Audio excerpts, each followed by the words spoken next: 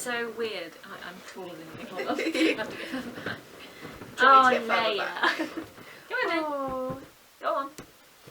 So you got to keep your head down. Oh.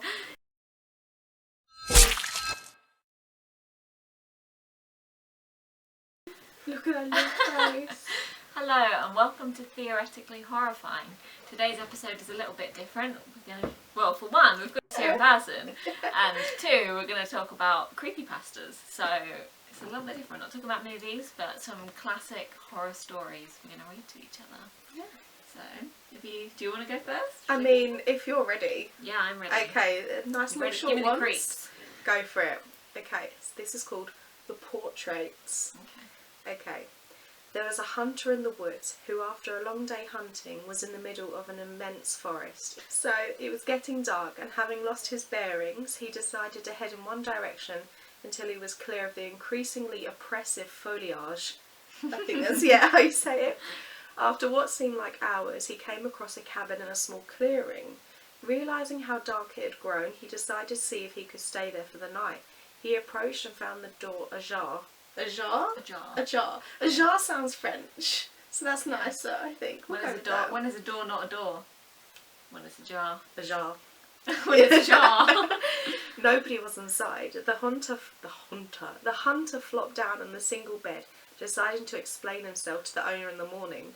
As he looked around, he was surprised to see the walls adorned by many portraits, all painted in incredible detail. Without exception, they appeared to be staring down at him, their features twisted into looks of hatred. Staring back, he grew increasingly uncomfortable, making a concerted effort to ignore the many hateful faces. He turned to face the wall, and exhausted, he fell into a restless sleep. Face down in an unfamiliar bed, he turned blinking in unexpected sunlight.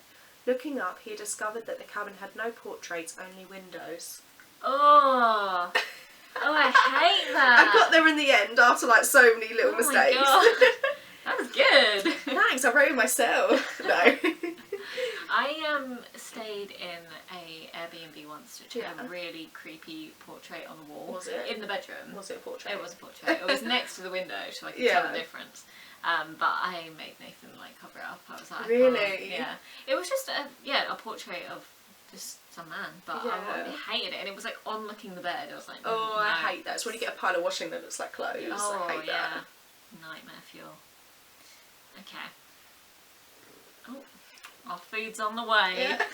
What a treat. Okay, this one's called The Message. Don't dismiss this outright as the work of a raving lunatic. There's some sense to this sort of story if you just hear me out. Look, we all wonder if time travel is possible, right? Well, let me tell you something, it is. I'm from the future, actually. I know you probably don't believe that, but seriously, I'm from the future. It's a really great thing, getting to see the past, watching events unfold, stuff like that. We know more now than we ever would. Behind all the fun, though, there's a more serious aspect. We aren't supposed to go into our own lifetime, and we are never allowed to contact our past selves. Let me tell you, I'm breaking that rule right now. Yes, kid, you're talking to yourself, your future self. I'm going to be executed for this, but you know what? I accept that. I'm preventing something by talking to you that is worse than death. I can't tell you outright what to do because the filters would catch it. This is the closest I can get, trust me. I can, however, send a little message. You should probably read the first word of every paragraph now. Don't look behind you. Stop! Oh my gosh, I hated that. Because I thought it was going to be like, message from, and you would just be left like, oh, I wonder what it is. But that bit was absolutely disgustingly horrible. I hate that. I hate that so much. That's a good one. Oh, okay. Alright.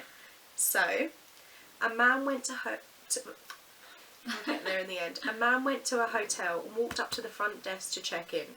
The woman at the desk gave him his key and told him that on the way to his room there was a door with no number that was locked and no one was allowed in there. Especially no one should look inside the room under any circumstances.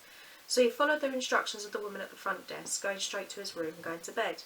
The next night his curiosity would not leave him alone about the room with no number on the door. He walked down the hall to the door and tried the handle. Sure enough, it was locked. He bent down and looked through the wide keyhole. Cold air passed through it, chilling his eye. What he saw was a hotel bedroom, like his, and in the corner was a woman whose skin was completely white. She was leaning her head against the wall, facing away from the door. He stared in confusion for a while. He almost knocked on the door out of curiosity, but decided not to. This disinclination saved his life. He crept away from the door and walked back to his room. The next day, he returned to the door and looked through the wide keyhole. This time, all he saw was redness. He couldn't make out anything besides a distinct red colour, unmoving. Perhaps the inhabitants of the room knew he was spying the night before and had blocked the keyhole with something red. At this point, he decided to consult the woman at the front desk for more information. She sighed and said, "Did you look through the keyhole?" The man told her that he had, and she said, "Well, I might as well tell you the story. A long time ago, a man murdered his wife in that room, and her ghost haunts it. But these people were not ordinary. They were white all over, except for their eyes, which were red." Oh.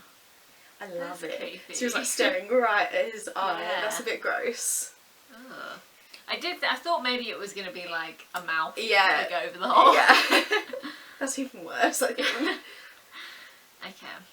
This one's called Across the Border, and apparently it is more of an urban legend. You said you found one that was an urban legend. Was it this? It wasn't actually. Okay. I haven't heard it before, and it's horrible. Okay. But not necessarily I like scary, it. it's just horrible. Yeah. Okay, so maybe we're still recording it, yeah. There's a couple from Texas who were planning a weekend trip across the Mexican border for a shopping spree. Weird choice of holiday. At the last minute, their babysitter cancelled, so they had to bring along their 2-year-old son with them. They had been across the border for an hour when the baby got free and ran around the corner. The father tried to find him, but he disappeared. The mother found a police officer who told her to go to the gate and wait. Not really understanding the instructions, she did as she was told. About 45 minutes later, a man approached the border carrying the boy. The mother ran to him, grateful that he had been found.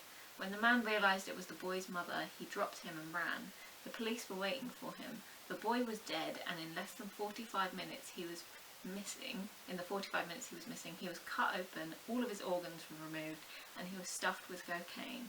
The man was going to carry him across the border as if he were asleep. That took a turn. Disgusting. That isn't took it? a big turn. Absolutely horrible. So I really hope that urban legend isn't based on any truth. I mean, I don't know. That sounds creepy as. Ugh, yeah. Okay, so this one's called Roommate Troubles. So, this actually happened to me a few years back at the University of the Arts in Philadelphia. True story. Mm-hmm. My sophomore year, I roomed with a girl named Cara. She was a jazz vocalist, but her main interest was opera. We had a small room on the 6th floor of a dormitory called Juniper Hall. The walls were thin, and her late-night singing and voice practices would keep me up late. After a month or so of lost sleep, I convinced her to move her late-night studio practices to the music studios in the Miriam Theatre building a block away.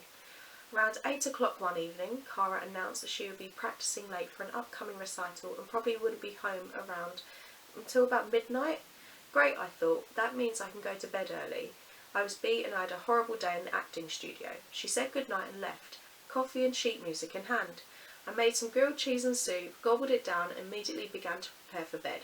By the time I got out of the shower, my eyelids were so heavy I could barely brush my teeth.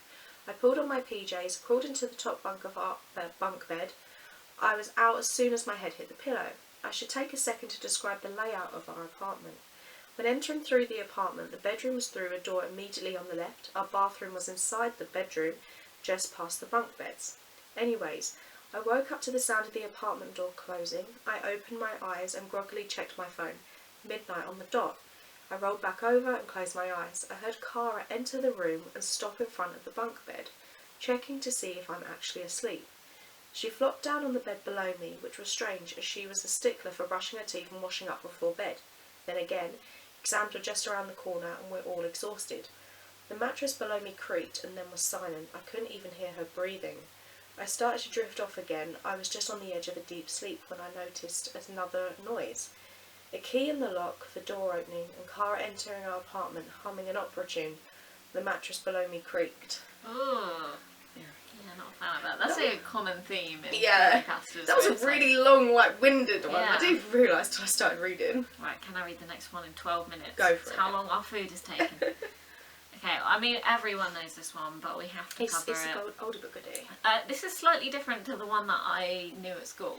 Okay. But It's called The Statue. So I never knew it as a statue. I always knew it as a doll. But anyway, a few years ago, a mother and father decided they needed a break. So they wanted to head out for a night on the town. They called their most trusted babysitter, and when the babysitter arrived, the two children were already fast asleep. So the babysitter just got to sit around and make sure everything was okay with the children. Later that night, she got bored and went to watch TV, but she didn't watch it downstairs because they didn't have cable downstairs. The parents didn't want the children watching too much garbage. So she called them and asked if she could watch cable in the parents' room. Of course the parents said it was okay, but the babysitter had one final request. She asked if she could cover up the angel statue outside of the bedroom window with a blanket of cloth because it made her nervous. The phone line was silent for a moment, and the father, who was talking to the babysitter at the time, said, "Take the children and get out of the house. We'll call the police. We don't own an angel statue." The police found both of the children and the babysitter slumped in pools of their own blood within 3 minutes of the phone call. No statue was found. Oh, so good. Ugh, it's so creepy. I love it. Full body chills. Yeah, are the so one good. that I always knew was, for one, that they never added that bit at the end where they do. Like, Yeah, I was like, when they added that, I was like, that's a bit sinister. And it was always an oversized clown doll. Oh yeah, 100%. Big clown that was, thing. In the house as well. And no, we don't. Not outside the bedroom window. I feel like the angel thing makes it kind of almost like less scary in a way, because angels, I'm just like. Though after that Doctor Who episode, I went out and we used to have some statues in our garden. I turned them to face each other. Oh my gosh! I was like, I want to take the risk. Oh, that was good. I used to hate the little gas mask. Oh, I hated those. I used my mummy. So, thank you for listening to Theoretically Horrifying. Let us know in the comments what's your favourite creepypasta episode. Thanks. Bye.